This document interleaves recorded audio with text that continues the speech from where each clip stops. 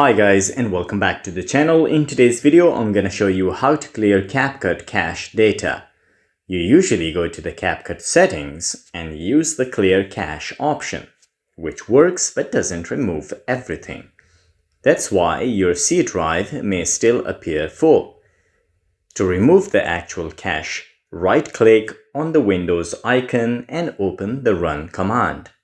Type %local app data, then percentage and press enter. This will open the local data files.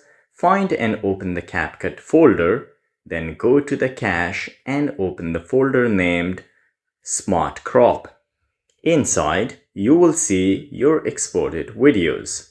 This is the real cache that takes up space.